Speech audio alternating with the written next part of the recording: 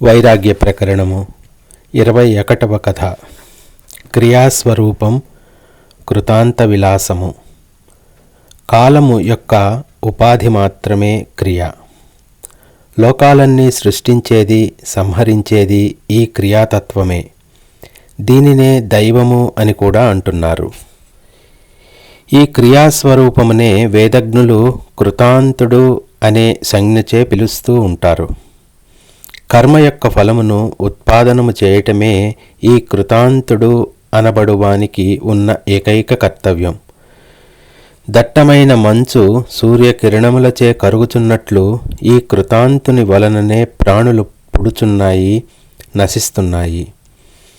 ఈ కనబడే జగన్మండలమంతా అతని నృత్యశాలయే కదా.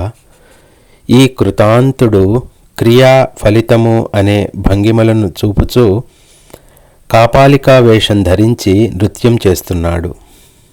పైకి అనురాగి వలె కనిపిస్తూ అల్పబుద్ధులకు అర్థంగాని ఏదో నియతి, దీనికి ఇది ప్రయోజనము అను నియమము అనుసరిస్తూ జీవుల సుఖదుఖాలకు కారకుడు అగుచున్నాడు. ఈ నియతిని అనుసరించే స్వర్గ మర్త్య పాతాళలోకములు, శుభాశుభములు, కలిమీలేములు కలుగుచున్నాయి. లౌకిక వైదిక కర్మలతో కూడిన ఈ ప్రపంచ రచన అతనిదే. బాలుడు విసుగు విరామం లేకుండా మట్టిబొమ్మలు చేస్తూ నశింపచేస్తున్నట్లు ఆ కృతాంతుడు అసంఖ్యాకములగు జీవులను వారి వారి కర్మ వ్యవహారములను రచిస్తూ పోతున్నాడు. మరలా ఆ కర్మల ప్రయోజనములను ప్రసాదిస్తూ సృష్టి ప్రళయములను సాగిస్తున్నాడు.